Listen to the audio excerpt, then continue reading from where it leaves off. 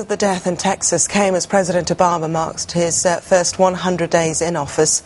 The swine flu outbreak is just another crisis facing his administration, as he also tries to deal with the recession and the violence in Iraq and Afghanistan.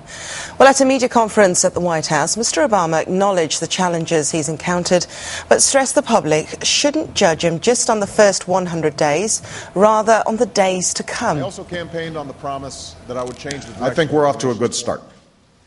But it's just a start.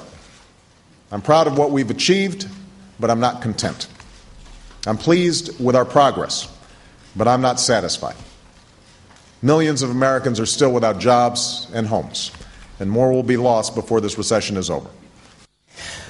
Well, Sky's political editor Adam Bolton has been in Washington for the first 100 days of Mr. Obama's presidency and, of course, was following that press conference, and he joins us now. And, Adam, extraordinary 100 days, not just the recession to cope with, but also wars in Iraq and Afghanistan, and now, of course, he's got the swine flu outbreak.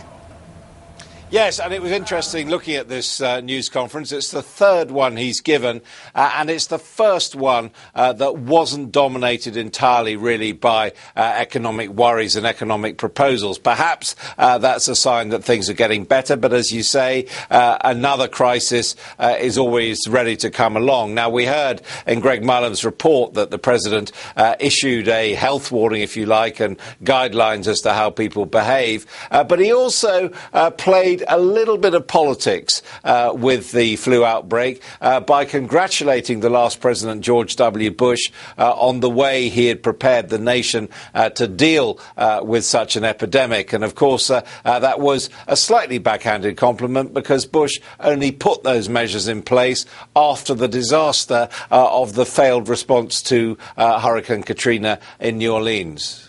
Well, saying that, Adam, because one of his controversial decisions was, of course, to end the waterboarding of terror detainees, and I gather that came up as quite a big topic.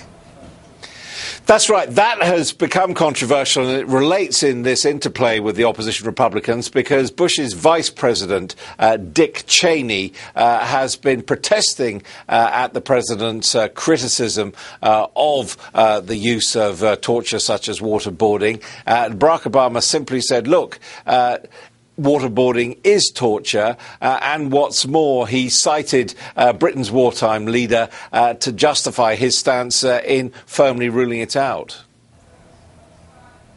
Churchill said, "We don't torture." When the entire British, all of the British people were being subjected to unimaginable risk and threat. And the reason was that Churchill understood you start taking shortcuts, and over time that corrodes what's best in a people. It corrodes the character of a country. Well, some critics are accusing the White House press corps of going rather soft on the president, but the reality is that the opinion polls do appear to bear out Barack Obama's self-assessment that he's made a good start, but that the bulk of the hard work still lies ahead, particularly on rescuing the US economy. Adam Bolton, we'll leave it there. Thank you very much for that.